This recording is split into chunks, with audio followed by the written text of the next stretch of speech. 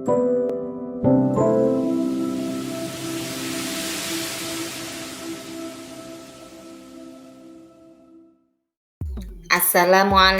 warahmatullahi wabarakatuh.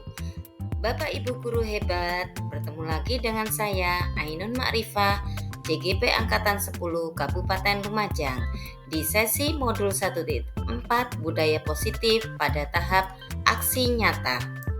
Saya dalam kegiatan CGP Angkatan 10 berada di kelas 279A, Jawa Timur, dengan fasilitator Ibu Hotija dan pengajar praktik Bapak Mujiarto. Berikut adalah konten aksi nyata saya. Yang pertama berisikan aset atau situasi, yang kedua tantangan, yang ketiga aksi, yang keempat hasil. Aset atau situasi.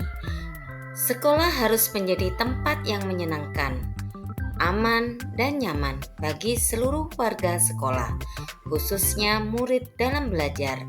Hal ini sesuai dengan filosofi Ki Hajar Dewantara bahwa pembelajaran di sekolah harus membuat murid mencapai kebahagiaan setinggi-tingginya melalui merdeka belajar.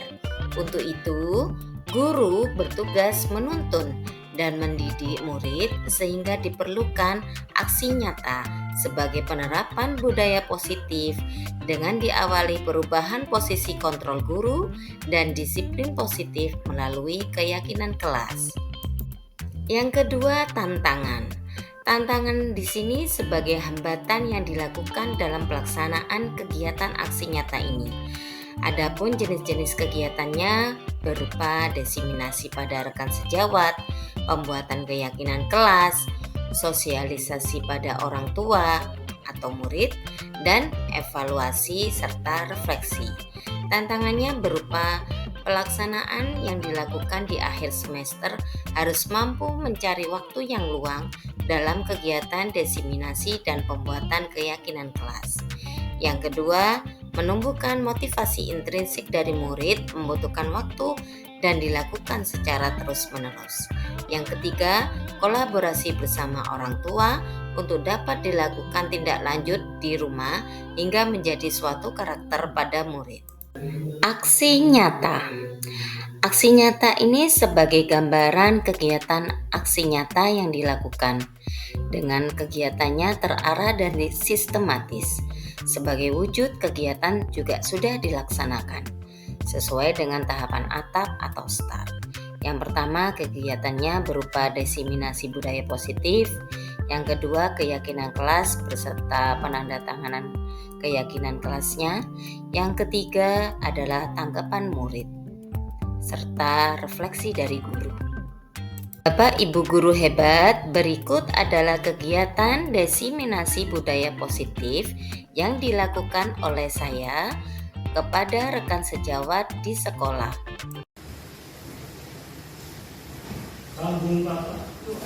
Assalamualaikum warahmatullahi wabarakatuh. Bapak Ibu guru hebat, SMP Ibnu Sina Lumajang, terima kasih sudah hadir dalam acara diseminasi menyebarkan pemahaman dan penerapan pengalaman budaya positif di lingkungan kita SMP Ibnu Sina Lumajang. Sebelum kita mulai, mari kita berdoa terlebih dahulu yang dipimpin oleh Ustaz Rafiq. Monggo Ustaz. Bismillahirrahmanirrahim. Semoga acara ini berjalan dengan baik dan lancar dan ada manfaat yang bisa kita ambil untuk proses pembelajaran yang akan dilakukan di sekolah kita. Ala intinya wa ala kulli sholih wa ala kulli niyatin sholihah. Al-Fatihah. Alhamdulillah. Bismillahirrahmanirrahim. Maliki yaumiddin. Iyyaka na'budu wa iyyaka nasta'in. Ihdinas siratal mustaqim. Shiratal ladzina an'amta 'alaihim ghairil maghdubi 'alaihim waladdallin. Amin. Terima kasih. Selanjutnya sepatah dua kata dari Bapak Kepala Sekolah kepada Jibril Wahyu Laksono. Waktu dan tempat silakan. Assalamualaikum warahmatullahi wabarakatuh.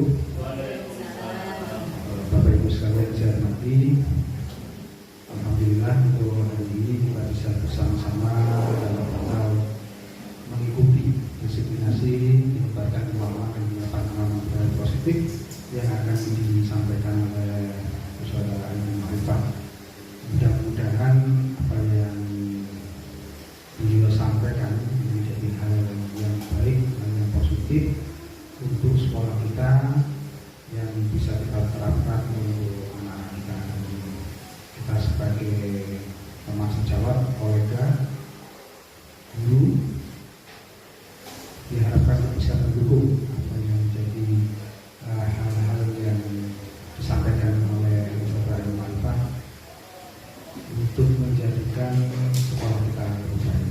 Mungkin itu, dan saya ucapkan terima kasih kepada Bu Ainun Ma'rifah. Mudah-mudahan yang disampaikan nanti bisa bermanfaat untuk kita semua. Assalamualaikum warahmatullahi wabarakatuh. Baik, Ustaz-Ustazah, hari ini sebelum saya mulai kita melakukan ice breaking terlebih dahulu. Ya, ice breakingnya berkaitan dengan menggabungkan atau saling bersusun kata. Kata yang saya ambil adalah kata dari makanan atau ya kan makanan kita sehari-hari ya jenisnya. Sambung kata. Saya ambil misalkan hurufnya Batagor R. Ya berarti sambung kata yang depannya huruf R. Bisa saya mulai? Ya. Anu ya. Tik dor. Ya saya dor bumutik dor siapa? Ya. Menyebutkan jenis makanan. Ya. Hurufnya saling menyambung hurufnya akhir. Ya. Ya. Tik saya opor tik dor bulusi opor rendang tik dor gaduh oh Pak Soke tik dor ke makanan oh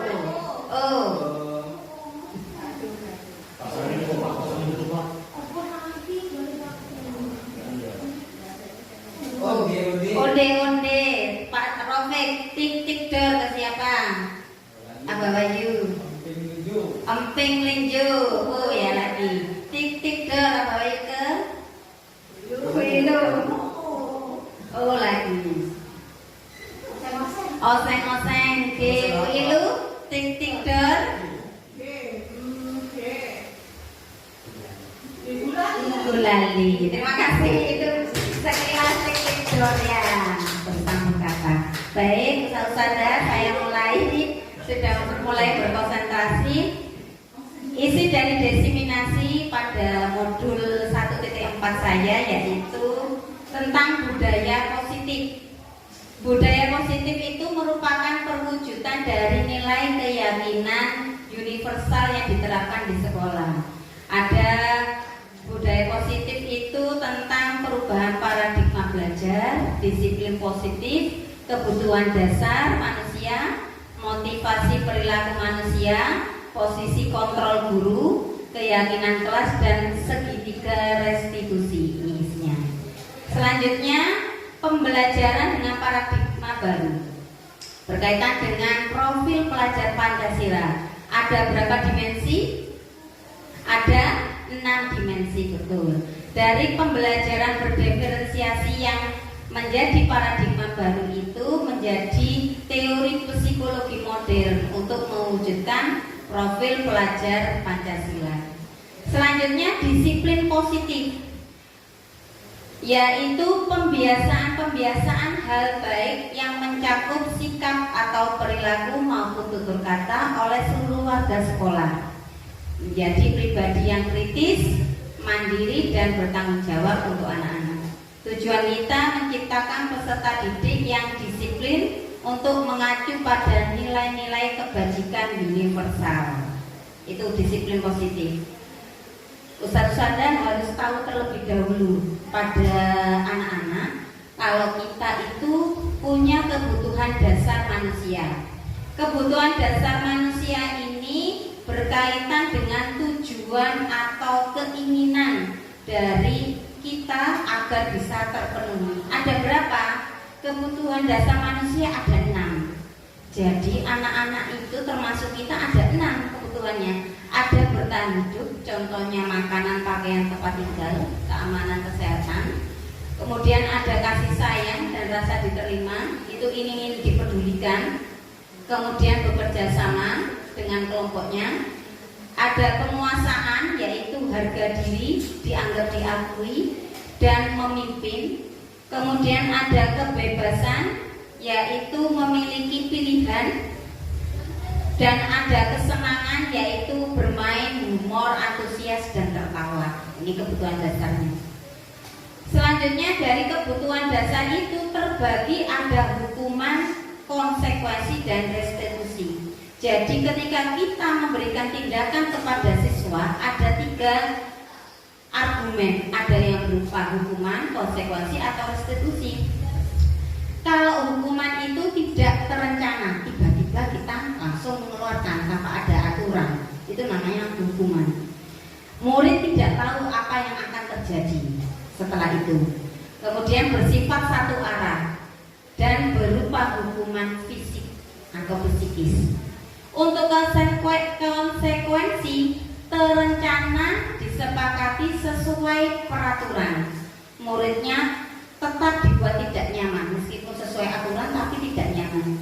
Sikap guru selalu memonitor murid. Nah, di sini kita mengusahakan harus berupa restitusi atau menciptakan kondisi murid untuk memperbaiki kesalahan. Jadi prosesnya kita melakukan kolaborasi dengan murid untuk mencari bersama dengan solusinya sendiri. Ini bedanya restitusi. Jadi kita memanggil anak tersebut, kemudian kita lakukan bersama, solusi bersama secara kolaboratif dengan murid. Itu bedanya. Selanjutnya ada 5 posisi kontrol dari guru. Penghukum, ada posisi pembuat merasa bersalah, ada teman, pemantau, dan manajer. Ada 5 posisinya. Apa itu? Yang pertama penghukum. Dia sikapnya, suaranya, nadanya itu tinggi. Ada bahasa matanya melotot. Kemudian jarinya menunjuk-nunjuk. Ini dia berarti guru posisi penghukum. Diusahakan kita jangan sampai melakukan ini. Terlambat, kata-katanya selalu seperti ini. Terlambat lagi, pasti terlambat lagi. Selalu datang terlambat. Kapan bisa datang tepat waktu? Nah itu. Bagaimana kita harus bertanya pada diri kita, bagaimana perasaan murid kita ketika guru bicara pada itu. Akhirnya hasilnya muridnya menjadi marah dan dendam sama kita. Kemudian dia bersifat agresif karena kita selalu menghukum. Bisa jadi sesudah kembali duduk, kalau kita sudah menghukum, duduk, murid itu akan mencoret-coret bukunya atau meja tulis lebih buruk lagi. Untuk melihat motor atau mobil, dan ini yang sikapnya sampai agresif tadi, sampai mencoret-coret. Ini guru yang posisinya menjadi penghukum. Jadi jangan sampai kita nadanya tinggi, matanya melotot sambil nunjuk-nunjuk. Kemudian pembuat merasa bersalah, nadanya melas. Kemudian sedih, bahasa tubuhnya lesu. Seperti ini, adik, kamu ini bagaimana ya? Kamu sudah berjanji dengan ibu tidak akan terlambat lagi. Kamu kenapa ya senang sekali mengecewakan ibu? Ibu benar-benar kecewa sekali. Bagaimana perasaan murid bila ditegur dengan cara ini? Pasti dia merasa bersalah. Hasilnya murid akan merasa bersalah telah mengecewakan ibu bapak gurunya. Murid akan merasa menjadi orang yang gagal karena itu, dan tidak sanggup membahagiakan orang lain. Kadangkala sikap seperti ini lebih berbahaya dari sikap penghukum karena emosinya tertanam, tidak bisa meluapkan. Dia tidak seperti murid dengan guru penghukum, biasanya menumpahkan amalnya dengan cara negatif. Bukan di sini tetapi di luar.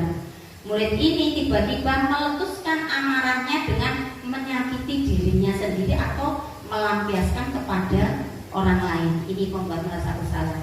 Selanjutnya guru sebagai teman. Posisinya ramah, akrab, bercanda bercanda, bahasa tubuhnya merapat dan seperti merayu pada murid, matanya senyum jenaka. Adik, ayolah, bagaimana sikap kamu? Kemarin kamu sudah janji pada Bapak, bukan kenapa terlambat lagi, sambil tertawa ringan, jadi sambil senyum. Ya sudah, tidak apa-apa, duduk dulu sana, nanti Pak Guru bantu kamu ini, sambil senyum-senyum. Bagaimana perasaan murid dengan sikap guru seperti ini? Murid akan merasa senang dan akrab, tapi termasuk dampaknya positif. Hanya saja ada sisi negatifnya, yaitu muridnya akan tergantung pada guru itu. Nah, kalau tergantung pada guru itu, akibatnya ketika guru lain yang memberitahu, dia tidak bisa mengikuti. Dia menggantungkan pada guru itu. Akibat lainnya, dia hanya berbuat sesuatu bila disuruh guru itu saja. Belum tentu berlaku sama dengan guru yang lain. Itu bedanya kalau bersifat sebagai teman. Nah, kalau pemantau suaranya datar, hanya melihat memantau, bahasa tubuhnya formal. Adik, tahukah kamu jam berapa kita mau mulai? Tahu Pak, kamu terlambat 15 menit. Apakah kamu sudah mengerti konsekuensinya yang harus dilakukan bila terlambat? Paham Pak, saya harus tinggal kelas pada jam istirahat. Nanti dia mengerjakan tugas ketinggalan saya. Ya benar, nanti pada saat jam istirahat kamu harus tinggal di kelas untuk menyelesaikan tugas yang tertinggal tadi. Saya tunggu. Bagaimana perasaan muridnya? Muridnya memahami konsekuensi yang telah melanggar salah satu peraturan sekolah. Guru tidak menunjukkan emosi berlebihan menjadi marah dan membuat merasa bersalah. Murid tetap dibuat tidak nyaman, yaitu dengan harus tinggal kelas dan istirahat dan mengerjakan tugas. Guru tetap harus memantau murid pada saat mengerjakan tugas di jam istirahat karena murid tidak bisa ditinggal seorang diri. Ini sebagai harus memantau murid pada saat mengerjakan tugas di jam istirahat karena murid tidak bisa ditinggal seorang diri. Ini sebagai pemantau, contohnya seperti ini. Nah, ini yang diusahakan kita sebagai manajer, yaitu suaranya tulus, bahasa tubuhnya tidak kaku, mendekat juga ke murid. Contohnya, Adik, apakah kamu mengetahui jam berapa sekolah dimulai? Ini langsung dihadapkan dua guru dan murid ya. Jadi bukan di depan kelas atau diajak bertemu. Tahu Pak, jam 7. Ya, jadi kamu terlambat. Kira-kira bagaimana kamu akan memperbaiki masalah ini? Jadi anak diajak untuk mencari solusinya bersama guru. Saya bisa menanyakan teman saya Pak untuk mengejar tugas yang tertinggal karena dia ketinggalan jam pertama. Baik, itu bisa dilakukan. Apakah besok akan ada masalah untuk kamu agar bisa hadir tepat waktu ke sekolah? Tidak Pak, saya bisa hadir tepat pada waktu. Baik, saya hargai usahamu untuk memperbaiki diri. Setelah percakapan itu, kita lihat perasaan murid jika dilakukan seperti ini. Posisi manajer suara guru sebaiknya tulus, tidak perlu marah, tidak perlu meninggikan suara, apalagi menunjuk-nunjuk, mengacak pinggang atau bersikap seolah-olah menyesal. Tampak sedih sekali akan berbuat murid ataupun bersenda gurau menempatkan diri sebagai teman. Fokusnya ada pada murid, bukan untuk membahagiakan guru atau orang tua. Murid sudah mengetahui adanya suatu masalah. Dan sesuatu perlu terjadi bila guru mengambil posisi pemantau, guru akan melihat konsekuensinya dan peraturannya. Namun ketika diambil manajer, guru akan mengembalikan tanggung jawab pada murid untuk mencari jalan keluar permasalahannya, tentu dengan bimbingan guru. Ini yang diusahakan di manajer. Selanjutnya kita lihat 5 posisi kontrol. Ada kasus seperti ini. Kasusnya, murid tidak mengerjakan tugas yang diberikan oleh guru. Ketika menjadi penghukum, berdiri dengan sebelah kaki di depan kelas. Ini contoh penghukum. Pembuat rasa bersalah, kesekian kali ibu sudah ingatkan, kamu senang ya melihat ibu terus-terusan bertindak seperti ini. Kalau ada kata-kata seperti itu berarti pembuat merasa bersalah. Selanjutnya kalau teman, ayo dong kamu kerjakan tugasnya, nanti kalau sudah selesai kita main game.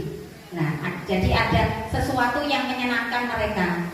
Kalau pemantau, kamu sudah melakukan kesalahan dan sudah mengetahui konsekuensinya. Sekarang selesaikan dan kumpulkan. Jadi itu kalau langsung dikasih konsekuensi, kita sebagai pemantau. Kalau manajer, kita tanya, apa kamu tahu kesalahanmu? Tanya dulu. Kemudian, keyakinan sekolah apa yang kamu langgar? Keyakinan sekolah ini berkaitan dengan ketertiban atau kesepakatan sekolah, seperti disiplin atau tidak tepat waktu itu.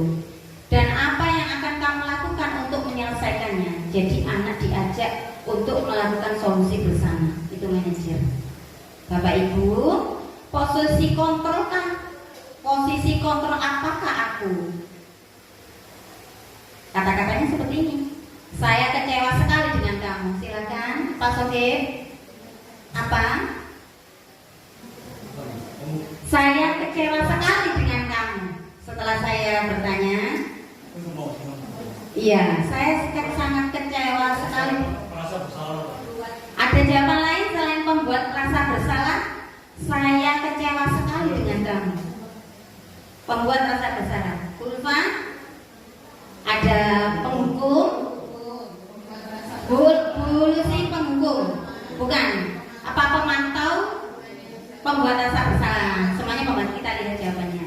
Betul, pembuat rasa bersalah. Selanjutnya, posisi kontrol apakah aku? Kamu tidak pernah benar melakukannya. Sekarang keliling lapangan 3 kali. Penghukum. Ada yang tertawa. Ya, ini penghukum ya, kita lihat. Penghukum, betul ya. Selanjutnya, posisi kontrol apakah aku? Kira-kira bagaimana kamu memperbaiki masalah ini? Manajer. Pak Rafiq? Manajer. Ulfa? Manajer. Kita lihat. Betul, manajer. Selanjutnya, ayolah lakukan demi Bapak Ibu. Teman. Ada lagi jawaban yang lain? Teman. Betul, teman. Selanjutnya, kamu terlambat 15 menit. Apakah kamu sudah mengerti konsekuensi yang dilakukan bila terlambat? Mantau Pak. Sobat ini sepertinya sudah tahu ya. Memantau. Iya, memantau. Karena langsung melihat konsekuensi ya, tanpa melihat diajak diskusi. Selanjutnya, sudah. Sekarang ustaz-ustazah, selain wali kelas, ustaz-ustazah harus melakukan ini, keyakinan kelas.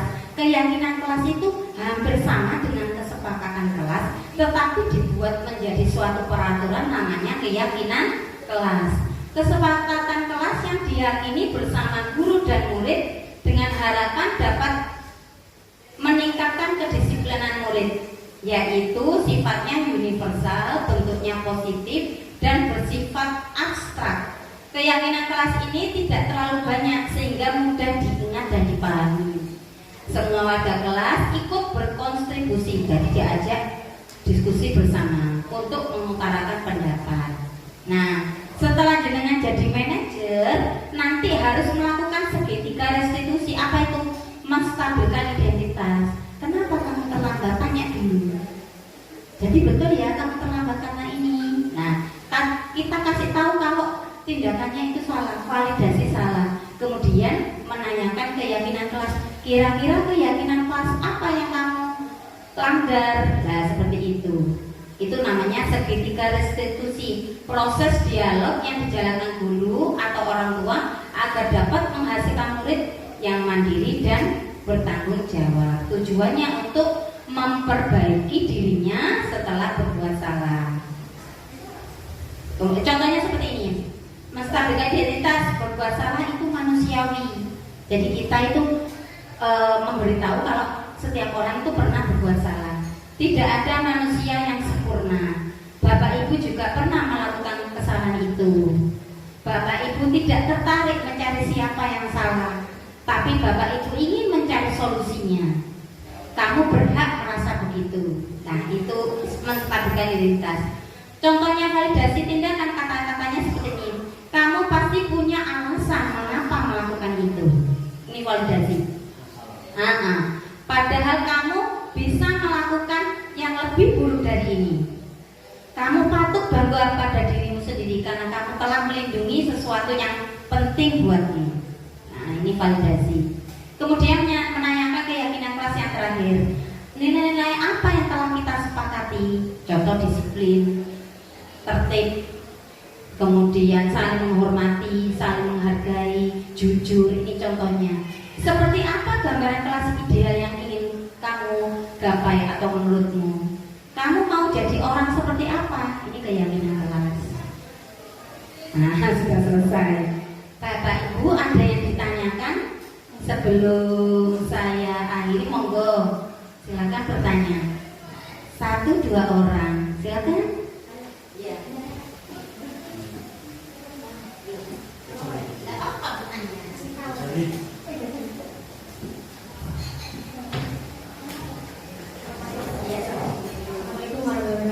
Waalaikumsalam. Saya ingin tanya Bu Ai, itu kan ada berapa tadi, ada 5 ya, posisi kontrol guru ya. Saya tanya, semuanya itu apa bisa berlaku untuk semua karakter anak? Terima kasih.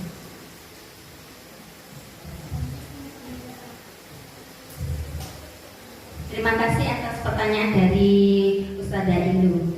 Untuk semua karakter anak, di situ memang tidak dikhususkan untuk karakter anak yang seperti ini. Jadi semuanya kita bertindak harusnya menjadi manajer. Apapun karakter anak, mulai dari anak yang pendiam, anak yang sangat agresif, atau anak yang TK pun juga dilakukan kita sebagai manajer. Seperti itu. Jadi kita melakukan identitas terlebih dahulu kepada anak, alasan anak seperti apa, kemudian memvalidasinya. Kalau kita juga pernah melakukan seperti itu dan menyepakati apa yang akan dilakukan atau dijadikan solusinya. Ya, jadi seperti itu. Jadi kita melakukan posisinya manajer, kemudian untuk menyelesaikan masalahnya tetap kita menggunakan segitiga restitusi tadi. Ada lagi? Saudara Ufan? Satu lagi.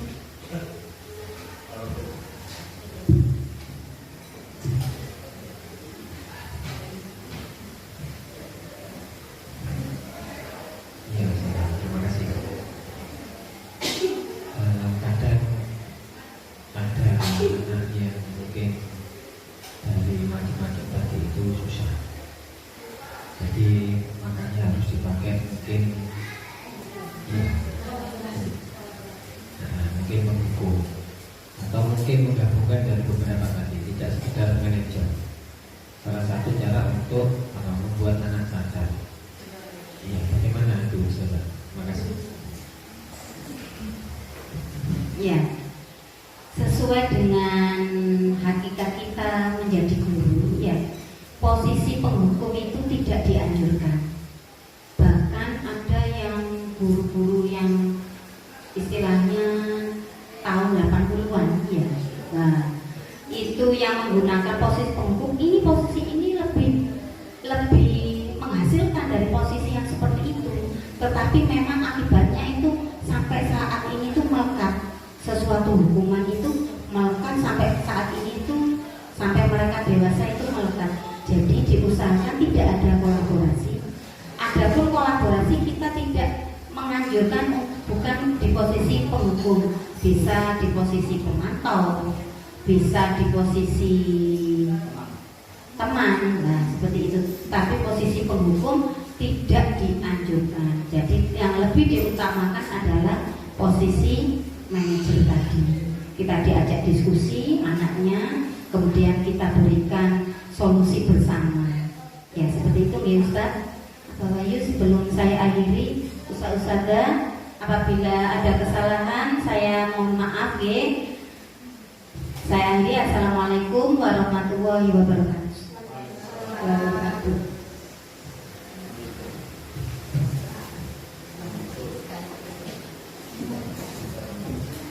Ya, terima kasih Saudara Ainun Marifah untuk materi desiminasi pada siang ini.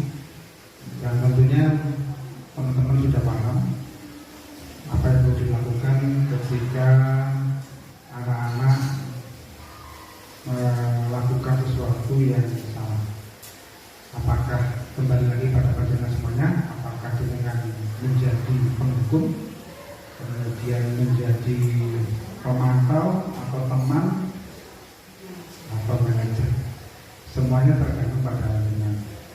sesuatu yang perlu digarisbawahi bahwasanya apapun yang jenengan lakukan itu membawa dampak kepada murid kita. Pertanyaannya adalah dampaknya pengennya yang positif atau yang negatif. Kalaupun kemudian apa yang kita lakukan itu membawa dampak yang positif, otomatis itu adalah sesuatu sumbangsih buat anak-anak kita, terutama untuk perkembangannya. Begitu, terima kasih Bu Ainun dan Bapak Ibu sekalian, mudah-mudahan bisa kita jalankan di sekolah kita. Terima kasih. Assalamualaikum warahmatullahi wabarakatuh. Monggo Ustaz Taufik ditutup doa. Bismillahirrahmanirrahim. Alhamdulillah Nabi Mustafa sallallahu alaihi wasallam. Alhamdulillah Bismillahirrahmanirrahim. Bismillahirrahmanirrahim. Alhamdulillah. Ya kita harus bersama dengan sekian sekali yang mengucapkan wa yu'minu amin. Allahumma shalli ala sayyidina Muhammad wa ala ali sayyidina Muhammad. Alhamdulillah alamin ya arhamar rahimin ya rabbal alamin. Allahumma ij'alna wa awladana wa dhurriyatana wa balighatana min ahli al-'ilmi wal khair wa la taj'alna wa iyyahum min ahli syarri wal khair. Allahumma inna na'udzubika min 'ilmin la yanfa'u wa qalbin la yakhsha wa 'amalin la yarfa'u wa du'a'in la yusma'u. Allahumma inna na'udzubika min al-jubni wal kasali wa na'udzubika min fitnatil mahya wal mamat wa fitnatil masiih dajjal. Allahumma a'inna 'ala dzikrika wa syukrika wa husni ibadatik. Allahumma khtim lana bi husnil khatimah. Rabbana atina fid dunya hasanah wa fil akhirati hasanah wa qina adzabannar. Sallallahu ala sayyidina Muhammadin wa ala alihi wasallam. Alhamdulillahi rabbil alamin. Al-Fatihah.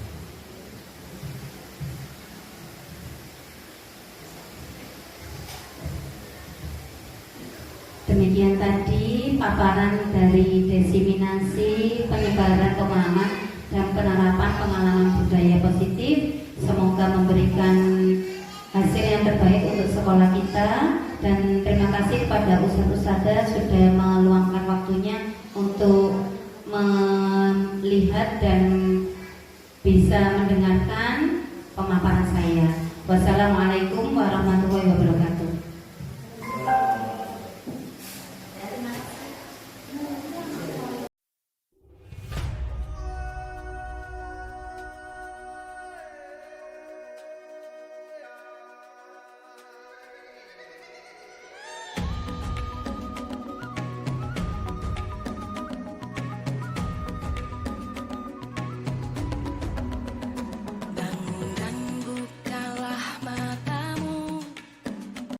Kegiatan aksi nyata kedua yaitu keyakinan kelas budaya positif yang saya lakukan di kelas 7. Assalamualaikum warahmatullahi wabarakatuh.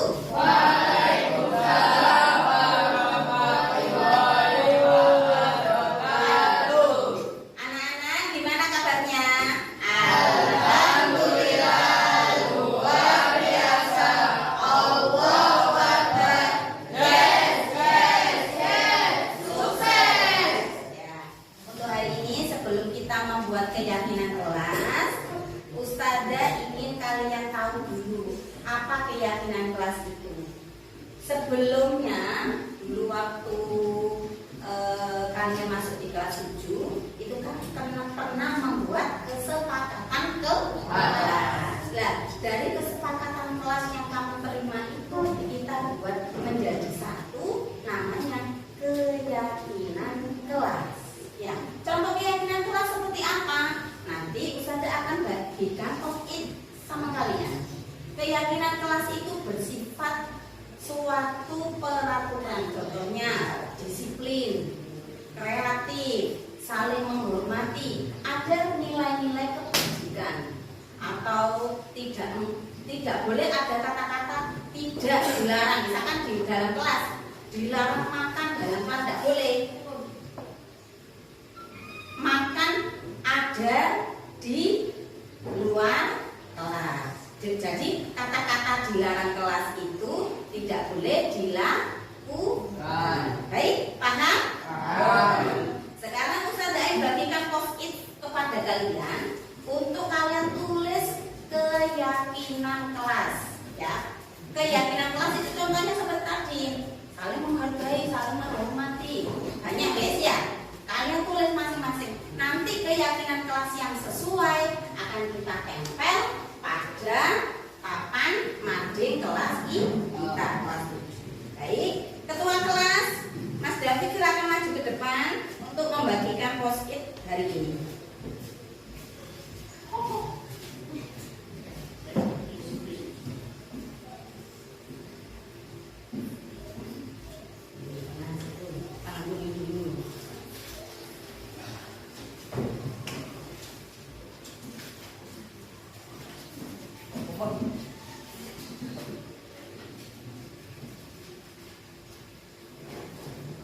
Akan mulai dituliskan keyakinan kelas. Semuanya mendapatkan, tidak ada yang tidak mendapatkan. Untuk yang butuh bantuan dari temannya ya. Silakan ditulis. Ya, contohnya langsung. Wujudnya keyakinan kelas. Jadi menjadi kesepakatan kelas. Contohnya seperti di situ ya. Menghormati, jujur, boleh. Terus saling bekerja sama, boleh. Bebas. Bisa lebih, bisa.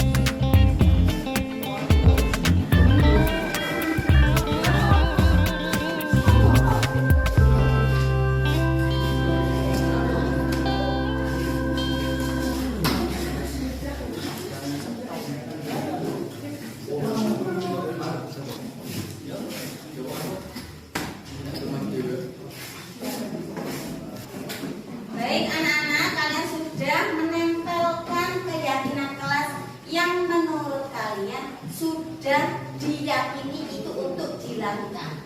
Kita ambil bersama-sama, kita sepakati bersama-sama untuk menjadi keyakinan kelas. Yang pertama, saling menghormati dan saling menghargai. Oke, ini sama ya. Di sini berarti saling menghargai dan menghormati itu sesama teman ya. Ini semuanya dimasukkan. Menghargai, menghormati, jujur, bertanggung jawab. Oke. Saling bekerja sama dalam satu kelompok. Betul. Ini semuanya dimasukkan. Ada disiplin, jujur, kemudian tidak berebutan, tidak membeda-bedakan dengan siswa inklusif pintar sekali ini. Kasih tepuk tangan. Terus, ini sama, yang sama saya taruh sini. Selalu sama, ini sama. Ini bisa dipercaya, ya. Jujur berarti dia amanah maksudnya tambahannya. Ini sama. Ini sama.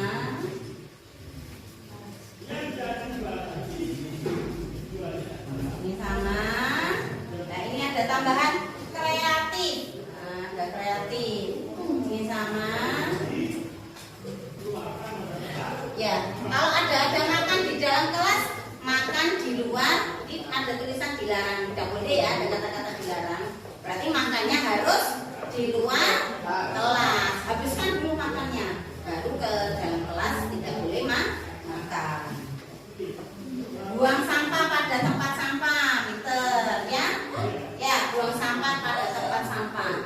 Ini yang tidak diperbolehkan, dilarang ramai. Berarti di dalam kelas harus tertib. Ya, kata-katanya ganti, di dalam kelas harus tertib. Ini sama juga bersama. Gus. Sudah anak-anak, Ustazah Ain bacakan hasilnya dari keyakinan kelas kita. Yang pertama, ingat-ingat, kalau kalian ada kesalahan, Ustazah Ain akan mengingatkan kembali keyakinan kelas. Yang pertama, saling menghargai dan saling menghormati. Setuju? Setuju. Terus, disiplin, tanggung jawab, kreatif, dan jujur. Setuju? Setuju. Ini selanjutnya, tidak berteman dengan teman yang inklusi. Setuju? Setuju. Kata tidaknya saya karena tidak boleh tidak membeda-bedakan anak atau namanya bersahabat dan berteman. Terus ini, buang sampah pada tempatnya. Setuju. Ini kata dilarang saya ganti, di dalam kelas tertib. Setuju? Setuju. Selanjutnya, bisa dipercaya. Setuju. Selanjutnya yaitu disiplin dan jujur. Gimana perasaan kalian setelah mengerjakan atau menyepakati keyakinan kelas ini? Kalian pasti akan merasa terlindungi. Baik, itu saja. Kita anak-anak, kalian sudah melakukan kegiatan kesepakatan kelas, yaitu keyakinan kelas bersama. Ya, di sini sudah ditempel, yaitu saling menghargai dan menghormati, disiplin, tanggung jawab, kemudian ada bekerja sama, tepat waktu, dan menghormati serta membuang sampah pada tempatnya dan tertib di dalam kelas. Kalian sudah menyepakati keyakinan kelas, maka sekarang waktunya untuk melakukan penandatanganan atau persetujuan. Ya, silakan lanjut satu persatu.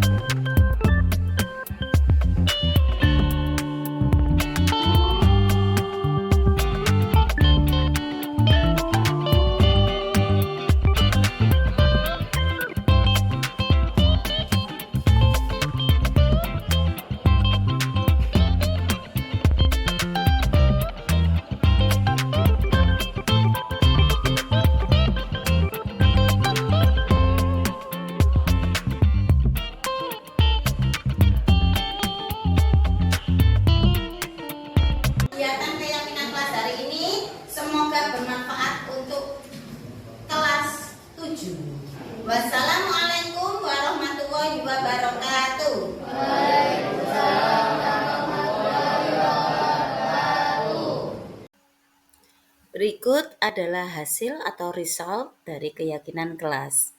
Keyakinan kelas ini merupakan pernyataan universal yang dibuat dalam bentuk positif dan bersifat abstrak. Keyakinan kelas hendaknya tidak terlalu banyak sehingga mudah diingat dan dipahami. Semua warga kelas ikut berkontribusi dalam pembuatan keyakinan kelas ini lewat kegiatan mengutarakan pendapat. Keyakinan kelas merupakan kesepakatan kelas yang diyakini bersama guru dan murid dengan harapan dapat meningkatkan kebersamaan dan disiplin siswa.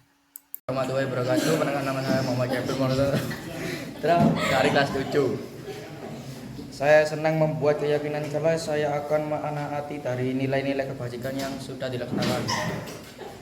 Terima kasih. Wassalamualaikum warahmatullahi wabarakatuh.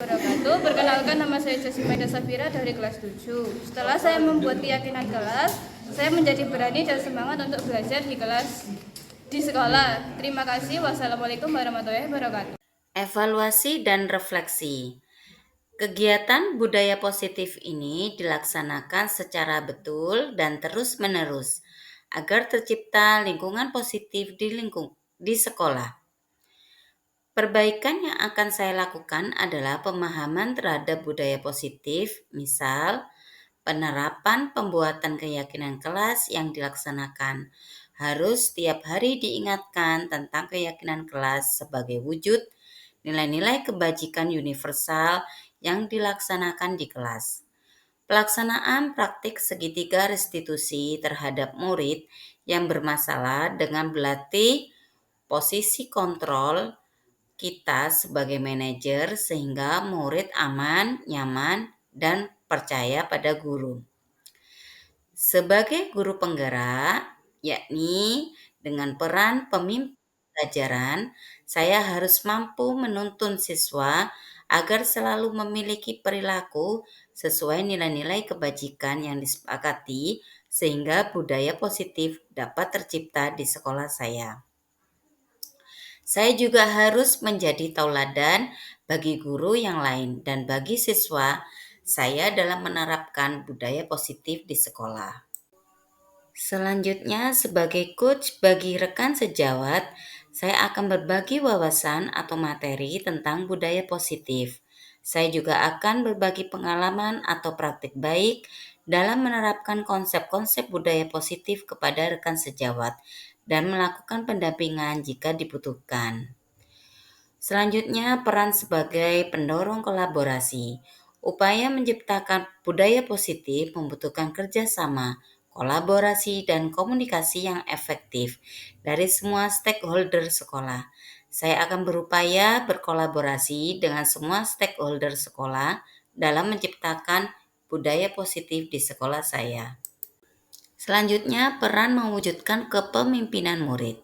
Sebagai pemimpin pembelajaran, maka saya akan berupaya mewujudkan kepemimpinan murid, di mana saya akan menuntun murid agar mampu bertindak secara aktif dan mampu membuat keputusan serta pilihan yang bertanggung jawab, tidak hanya sekedar menerima apa yang telah dilakukan oleh orang lain.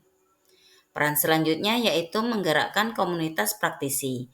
Di sekolah saya akan berupaya menggerakkan komunitas sekolah saya dan berkolaborasi dengan stakeholder sekolah untuk mempelajari dan menerapkan konsep-konsep budaya positif di lingkungan kelas dan sekolah. Terima kasih Bapak Ibu guru hebat telah menonton video saya. Jangan lupa kita selalu tergerak, bergerak, dan menggerakkan.